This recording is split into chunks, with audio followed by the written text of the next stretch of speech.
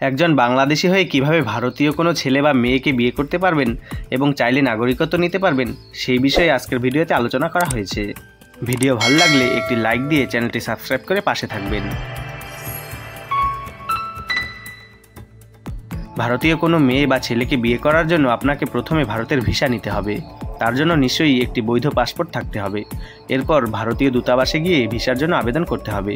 ভিসার জন্য আবেদন করার সময় আপনাকে আপনার এবং আপনার প্রেমিক বা প্রেমিকার বিবাহের উদ্দেশ্য সম্পর্কে ব্যাখ্যা দিতে হবে এবং সেই ভিসা যেন কমপক্ষে 2 থেকে 3 মাসের জন্য হয়। আর তা না হলে আপনাকে ভারতে আসার পর কিন্তু ভিসার সময়কাল বাড়াতে হবে এবং তার জন্য এখানে আলাদা করে আবেদন করতে হবে। বৈধ ডকুমেন্টস দেখাতে পারলে অবশ্যই ভিসা পাবেন। ভিসা পাওয়ার পর আপনি ভারতে যেতে পারবেন এবং আপনার প্রেমিকাকে বিয়ে করতে পারবেন। ভারতে গিয়ে বিয়ে করার জন্য আপনাকে এবং আপনার প্রেমিকাকে কিছু আইনি প্রক্রিয়া অনুসরণ করতে হবে। ভারতের যে রাজ্যের যে জেলায় আপনার প্রেমিকা রয়েছে সেখানে আপনাকে কমপক্ষে 30 দিনের জন্য বসবাস করতে হবে। তারপর সেই জেলার বিবাহ রেজিস্ট্রার অফিসারের কাছে গিয়ে বিবাহের জন্য আবেদন করতে হবে। এই সময় কিছু প্রমাণপত্র আপনাকে দিতে হবে বা বলতে পারেন কিছু যোগ্যতার মানদণ্ডের মধ্য দিয়ে আপনাকে যেতে হবে। যেমন বিবাহের সময় ভারতীয় ও বাংলাদেশি ব্যক্তির কারোর স্বামী বা স্ত্রী থাকা উচিত নয় বা পূর্বে বিবাহিত থাকা উচিত নয়। পূর্বে কোনো বিবাহ করে ডিভোর্স দিয়ে থাকলে তার বৈধ ডিভোর্স সার্টিফিকেট থাকতে হবে। বিবাহের পাত্রপাত্রীকে সুস্থ মনের এবং সিদ্ধান্ত নিতে সক্ষম হতে হবে এবং বিবাহের জন্য আইনি বয়স অর্জন করতে হবে।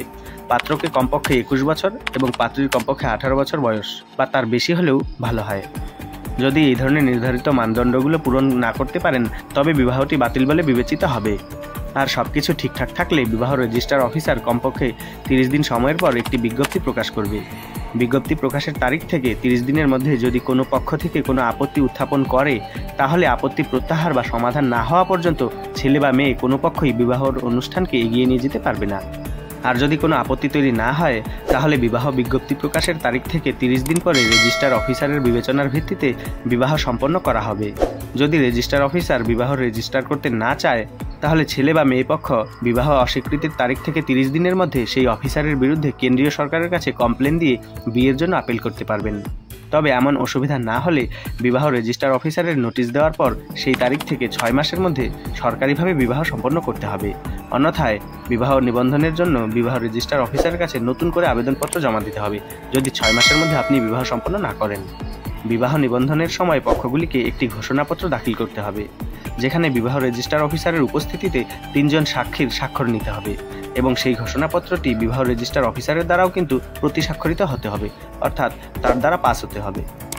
সেই সময় আপনাকে এবং আপনার প্রেমিকাকে কিছু নথি প্রদান করতে হবে, যেমন বাংলাদেশি ব্যক্তির পাসপোর্ট, ভিসা, জন্ম পরিচয়পত্র, উভয় পক্ষের বাবা মায়ের সম্মতিপত্র, ভারতীয় ব্যক্তির বা আপনার প্রেমিকার সকল নথিপত্র দিতে হবে। বিবাহ রেজিস্ট্রার হয়ে গেলে আপনি এবং আপনার প্রেমিকা আইনতভাবে বিবাহিত হবেন এবং আপনার সম্পর্ককে আইনত স্বীকৃতি দেওয়া হবে। এরপর যদি আপনি মুসলিম হয়ে থাকেন তাহলে আপনি এবং আপনার প্রেমিকা একটি মুসলিম বিবাহ করতে পারেন। মুসলিম বিবাহের জন্য আপনাকে একজন মুসলিম ইমামের থেকে বিয়ে করার অনুমতি নিতে হবে, অথবা অন্য ধর্মের হলেও এরপর সামাজিকভাবে ধর্মীয় রীতিনীতি অনুসরণ করে বিবাহ করতে পারেন। সেটি আপনাদের পার্সোনাল ব্যাপার। এরপর যদি আপনি ভারতের নাগরিকত্ব নিতে চান তাহলে আপনার স্ত্রীর পরিবারের সাথে দীর্ঘদিন থাকতে হবে এবং তাদের সম্মতি নিতে হবে। যদি বাংলাদেশি মুসলিম হয়ে থাকেন তাহলে কমপক্ষে 12 বছর ভারতে থাকতে হবে। আর অমুসলিম যে কোনো ধর্মের হলে 5 বছর ভারতে থাকার পর নাগরিকত্বের জন্য আবেদন করতে পারবেন। তবে এই সময়কালে আপনাকে আপনার বৈধ ভিসাটি রিনিউ করে সময় বাড়িয়ে থাকতে হবে। তবে আপনার মধ্যে ভারত মাতার প্রতি শ্রদ্ধা থাকতে হবে, ভারতের সংস্কৃতি এবং রীতিনীতি সম্পর্কেও জানতে হবে এবং যে কোনো একটি ভাষা লিখতে পড়তে বা জানতেও হবে যা ভারতবর্ষে বৈধ। এইভাবে আপনি কোনো ভারতীয়কে বিবাহ করতে পারবেন এবং চাইলে ভারতের নাগরিকত্বও নিতে পারবেন। আর এই তথ্যটি শুধু একজন বাংলাদেশের জন্য নয়, যে কোনো দেশ থেকে এসে এই নিয়মেই একজন ভারতীয়কে বিবাহিত করতে পারবেন। আর কি কি উপায়ে একজন বাংলাদেশি নাগরিক ভারতের নাগরিকত্ব পেতে পারেন তা জানতে আমার এই ভিডিওটি দেখতে পারেন। চাইলে আই বাটনে ক্লিক করতে পারেন অথবা ডেসক্রিপশন বক্সে লিঙ্ক দেওয়া রয়েছে। আশা করি এই তথ্যগুলি আপনাদের কাজে লাগবে। ভিডিও ভালো লাগলে একটি লাইক দিয়ে চ্যানেলটি সাবস্ক্রাইব করে পাশে থাকবেন। একটি শেয়ার দিয়ে অন্যদের দেখার সুযোগ করে দিতে পারেন। আর যে কোনো প্রশ্ন থাকলে কমেন্টে জানাতে পারেন। আপনার প্রশ্নের উত্তর অবশ্যই পাবেন। ধন্যবাদ।